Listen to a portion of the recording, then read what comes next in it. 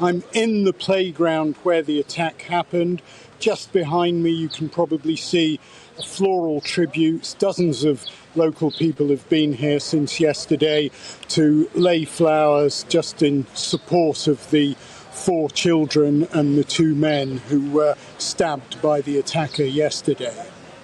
And very poignant reflection from a British mum or two, Katie Jackson, who now lives in Annecy, in tears, saying that her son, on his 5th birthday yesterday, wanted to go to the park to actually celebrate his birthday. There may be many other mums and dads there with their children thinking, well, perhaps we were very lucky to be not there at the time. It's going to touch a lot of people.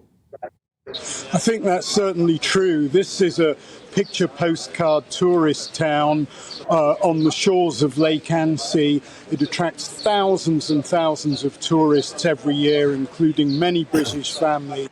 And people here are not used to stuff like this. This is a prosperous place, a peaceful place, and a lot of people are finding it hard to come to terms with the fact that this happened here.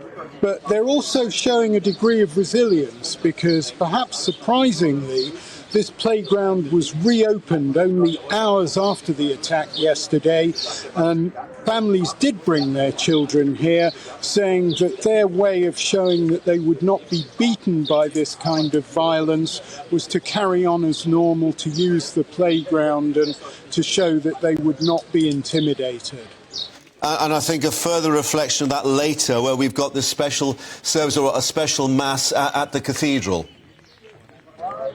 Yes, that's right. So that will happen, we think, in a few hours from now.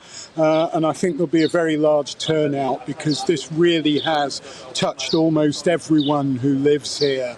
People have been telling me how upset they are, how they found it difficult just to really comprehend what was in this man's head. How does somebody get the idea of stabbing small children? The oldest was 3 years old, the British girl.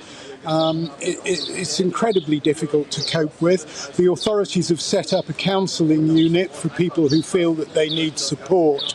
But yeah, this will cast a long shadow over Annecy, probably for years to come. And we have President Macron visiting shortly with the First Lady, of course, Brigitte, in terms of this not being, I guess, a state occasion or a state visit. He's going to want to try and speak to as many people and share this very raw emotion there. Yes, I think so. He's been meeting local people, including, as you were just saying, one of the young men, a 24-year-old business graduate who bravely took on the attacker. And I think he's just going to want to show, he's going to want to be seen that he is here, that he is offering support to this town. And of course, he was meeting earlier with the family of the 3-year-old British girl who's been named as Etty. And David, just very quickly then, in terms of the criminal investigation, I mean, it's obviously been described as attempted murder. Clearly there are questions about this man's mental state. We now learn that he had his application for asylum turned down on Sunday, but has been in the parks, seen sitting on this bench and effectively homeless, we think, in Annecy for quite some time. Yeah, that's right. He's been wandering around, and it seems that he's been spending a lot of his days just whiling away time at a local shopping centre about 100 yards from where I'm standing now. And I spoke to people there who said that they'd spotted him repeatedly, and they said he never seemed threatening.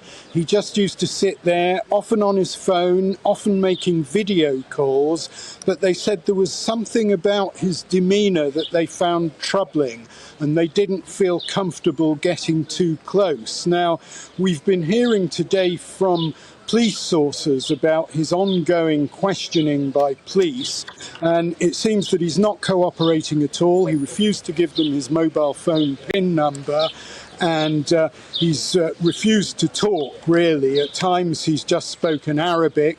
At other times we've heard he's actually rolled around on the floor screaming in English, "I should be dead, kill me," or words to that effect. And so the police have had him examined by a psychiatrist. In France, if somebody is deemed not to be responsible for their own actions, they would normally be transferred out of police custody to a psychiatric ward. That has not happened, and he is still in police custody.